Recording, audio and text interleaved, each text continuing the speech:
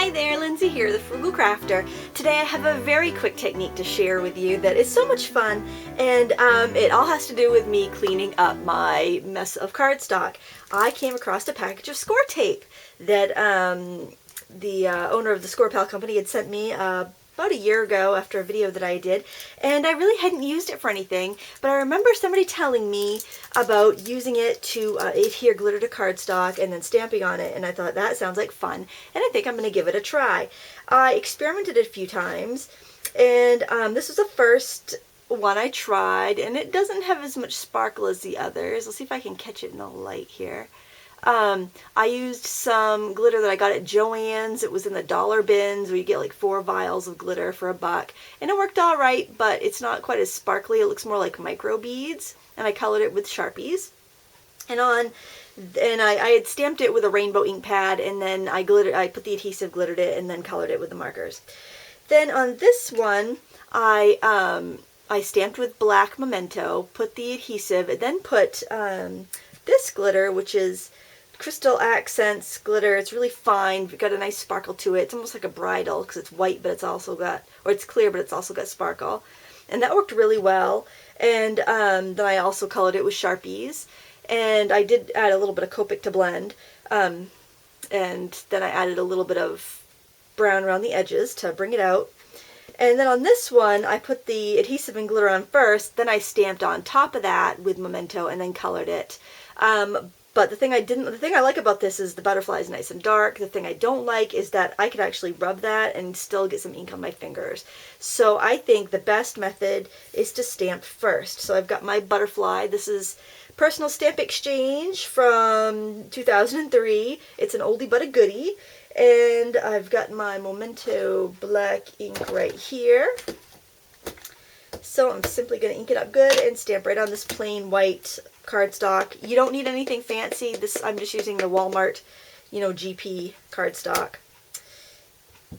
And you just want to, when you're stamping something like this with a lot of detail, it's actually a good habit, whatever you're stamping, just kind of hold it in place for a minute. Give a chance for the ink to transfer from the rubber onto the paper. Alright, perfect, beautiful. Alright, that's going to dry pretty quick because it's right on paper, but I am just going to kind of do that for a second just to make sure it's nice and dry. And I've got this little piece of adhesive cut from the Score Tape pack, and you get like 5 6x6 sheets there. I'm peeling off the release paper, making sure I don't have anything on my design, and I'm just going to put that on the back and press it good with a bone folder. I'll be cutting off the margin here, so a smudge over there isn't going to be the end of the world. In fact, I'm going to move this right out of the way so that I can kind of work in the middle, and I'm going to zoom in a little bit closer for you here. There we go.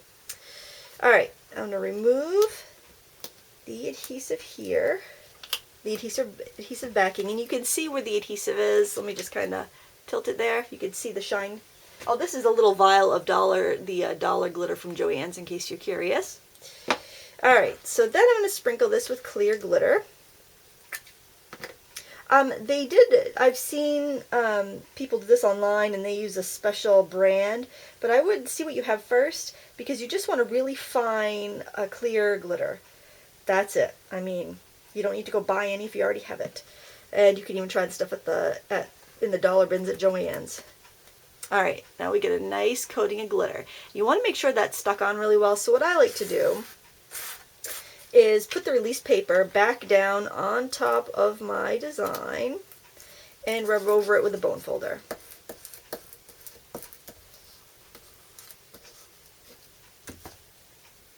And it doesn't feel sticky, so I think we are in business. Then, to give it just the extra security of knowing that's pressed down good, because you don't want this to feel like sandpaper. Whoops, not a frame there. You don't want this to feel like sandpaper, so you want to, make sure that you get that glitter as flat as you can. Because if it's rough, it's going to wear down the tips of your markers. Alright, that feels pretty good. It's a little rough, but not too bad. Alright, now for coloring. You don't have to worry about bleeding the ink underneath, because it's trapped all the way underneath that that layer of adhesive. I'm just using Sharpies. If you have Copics, go ahead and use them. You can see, I'm going to bring this up, hopefully the camera can focus on that. You can see that I've got some glitter on the tip. If I use the Copic, it doesn't pick up as much glitter. See if I go over that to blend. Picks up a little bit, but not quite as much. And you can scribble it off on the excess to clean it. But the Sharpies work just fine. And one thing I've noticed, the Copic will want to bleed a little bit on the edges. The Sharpies don't seem to want to do that, so that's kind of nice too. And we're still in frame, we're doing good. Alright, let's just finish coloring this up really quickly. Kind of gives me the heebie-jeebies feeling, that glitter underneath. It does have a little bit of a sandpapery feel to it. Who knows, maybe that really expensive glitter people are talking about lays completely flat. But this works pretty good. I haven't noticed it wearing down the markers, and I've done a few samples here.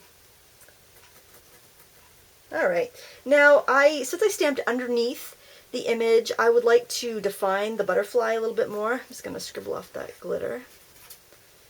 It's a good idea, you don't want to leave that on your marker. So what I'm going to do here is just add some accents with the brown Sharpie. If you get outside of the lines and you have a clear blender, you can go in and clean it up. But I think if you're just using the Sharpies, it's not going to bleed out on you. And you could take a little bit more time when you're coloring this on your own, but I just wanted to, for the example of the video, just give you a quick idea of how it's done.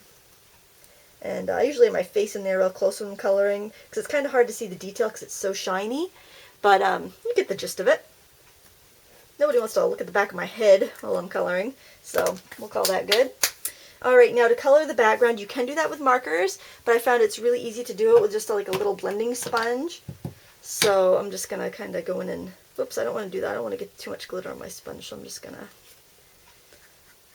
works better if I actually cut this out first, but let's just do this for the sake of keeping the video under 10 minutes, hopefully. Oh, that's pretty. And then I would just use a paper trimmer to cut off the extra a little more. Okay. But you know what, let me just cut it. I'll cut it with scissors just so you can see how lovely. But the nice thing about having that Memento ink locked underneath is I can go right up to the butterfly and I'm not going to smudge anything because everything, all the Sharpie ink is dry and the Memento ink is locked safely underneath the glitter. Isn't that pretty?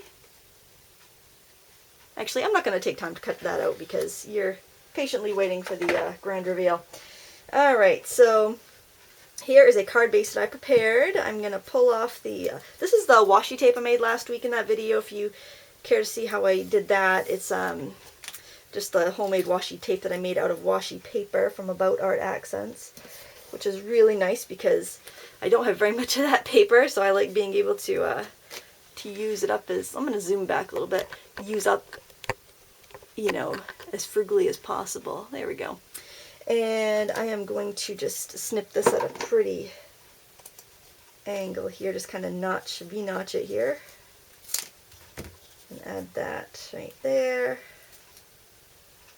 And we'll go through 10 minutes of me trying to get the liner paper off the back of this. There we go. I should have jokes ready for when I have some technical difficulties. I guess I could just edit that out. Alright, what else was I going to put on here? Did I completely lose my embellishments? Looks that way. Let's add this, oh there, this is going to go right here. And I had already put some adhesive on the back of this, and oh look, you get to watch me take adhesive off again. Isn't that fun? Okay, here's a joke for you. Why was the math book so sad? Because it had so many problems. Waka waka waka. There we go. And here, look. Ah, it's ready. It's stuck on there. Okay, and just a couple little embellishments here. These little stamped doodads are from About Art Accents. Well, I made them. I used stamps from About Art Accents, but I stuck them all together. Oh, aren't I talented? Oh boy.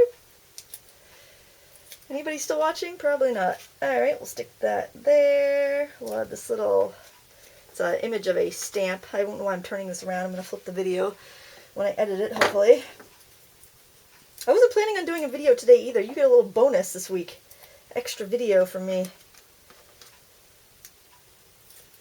Alrighty, we'll stick that right on there. I'm going to need to put another little square under there. And that's pretty much it.